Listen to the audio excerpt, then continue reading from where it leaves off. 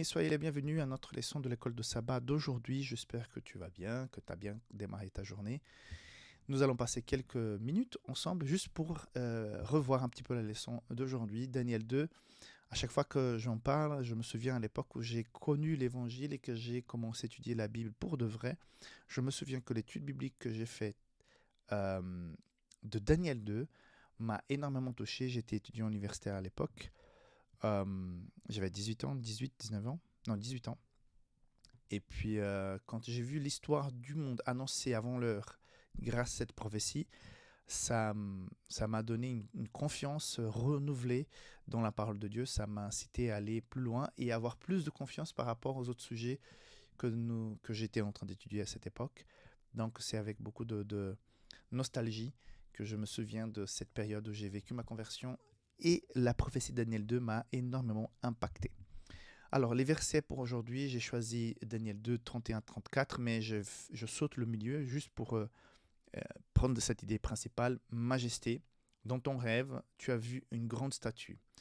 Tout à coup, une pierre s'est détachée sans que personne ne la touche. Elle a frappé les pieds de la statue, faits de fer et d'argile, et elle les a brisés. Alors, on connaît tous la séquence de la tête jusqu'aux pieds de la statue de Daniel 2. On comprend que c'est une sous-section de royaume. Et on voit que celui qui est le plus riche, c'est la tête en or.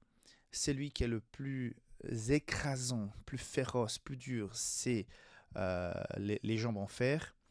Le royaume qui a été le plus répandu, alors j'ai un doute si c'était les Mèdes-Perses ou si c'est la Grèce.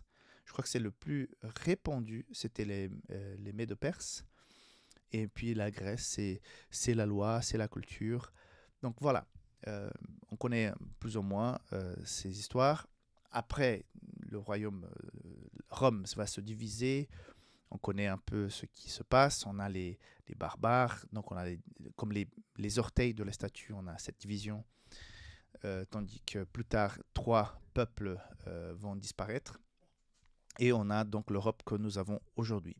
Mais qu'est-ce on peut, par rapport à ces images, ces symboles, comprendre de l'histoire de l'humanité? Alors, il y a pour moi des points clés ici. On voit que malgré toute la puissance, toute la force, euh, tous les bataillons, toutes les armes, les généraux, tout ce qu'on a pu constater et voir dans l'histoire, tous ces royaumes ont un jour collapsé. Ils ont tombé, même si pendant des siècles ils ont régné, à un moment donné, ils n'ont pas pu résister, puisque tout, euh, tout projet humain de pouvoir ne peut rester dans le temps. Euh, Quand on lit ces histoires des grands empereurs, des grands leaders mondiaux, toutes ces personnes qui ont voulu contrôler pratiquement toute la Terre, quand on pense à Napoléon, quand on pense à Hitler, quand on pense à Alexandre le Grand, toutes ces personnes qui ont marqué l'histoire parce qu'elles ont failli dominer la Terre entière. Et tout à coup, ça disparaît. Pourquoi? C'est seulement le royaume de Dieu qui pourra dominer la Terre entière et qui va pouvoir rester pour toujours. Donc, tout ce que nous voyons aujourd'hui, par exemple, on a une superpuissance aujourd'hui qui sont les États-Unis. Si la Terre continuait de façon indéfinie, ça va changer un jour, forcément. Ça changerait un jour parce que on a constaté que dans l'histoire, les puissances ne sont jamais restées des puissances pour toujours. On voit l'émergence de la Chine. Peut-être la Chine va devenir un jour le pays le plus puissant et le plus puissant du monde. Mais un jour, ça passerait aussi si l'histoire ne s'arrêtait pas. Donc, on constate que les projets humains ne résistent pas au temps. Et le problème souvent vient, c'est pas souvent, c'est 100%, ça vient du cœur. C'est-à-dire qu'à un moment donné, les envies, euh, euh, le désir d'avoir plus de pouvoir encore, donc ce sont les propres sentiments des gens qui les mettent à perte. On voit l'histoire des rois de France, par exemple, combien de fois les intrigues, ces coups d'État, ces gens assassinés parce qu'un clan voudrait prendre le pouvoir, donc c'était assez compliqué, quoi. puisque l'être humain ne change pas. L'être humain sans Dieu est un être égoïste. Deuxième point, on voit que l'humanité s'affaiblit. C'est vrai que nous avons une poussée technologique, des choses incroyables sont créées. On a maintenant des taxis sans conducteur qui roulent sur certaines villes encore.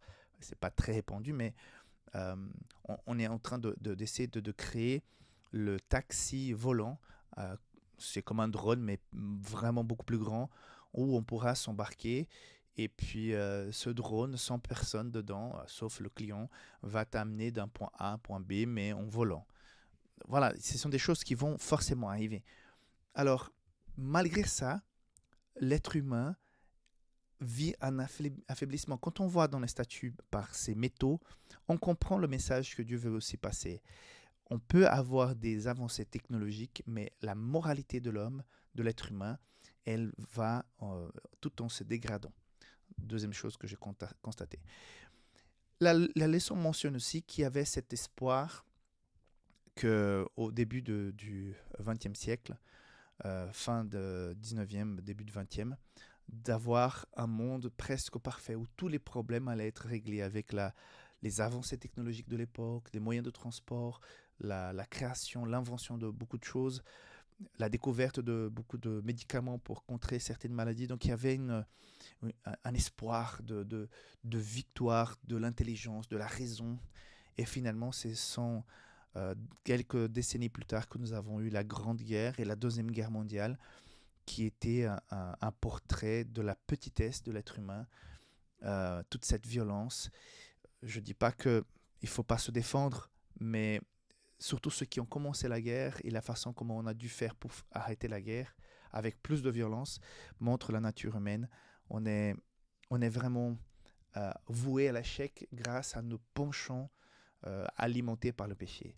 Donc le seul royaume, et ça introduit mon point suivant, le seul royaume qui peut tenir, que nous devons désirer et qui sera éternel, c'est ce royaume mentionné dans le verset que j'ai lu au départ, c'est-à-dire cette pierre qui s'est détachée sans que personne ne la touche. Pourquoi?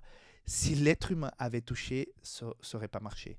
Donc c'est quelque chose qui n'est pas du ressort de l'humanité. Ça ne sort pas des projets de l'homme. C'est un projet divin. C'est quelque chose qui vient d'ailleurs, qui s'installe, qui va régénérer, qui va renouveler, qui va instaurer un royaume éternel et bon, et qui va tenir le coup. Voilà, donc raison de plus pour pouvoir désirer le retour de Jésus, parce que comme on voit dans l'histoire, rien que l'homme puisse créer va tenir et peut répondre à notre besoin de paix, de joie, d'une vie sans péché, d'une vie sans culpabilité, une vie la vraie, quoi. Voilà, que Dieu te bénisse et que nous puissions attendre avec beaucoup de désir et de volonté le retour de Jésus. Que Dieu te garde, on se voit bientôt pour la leçon du mardi. Bye bye.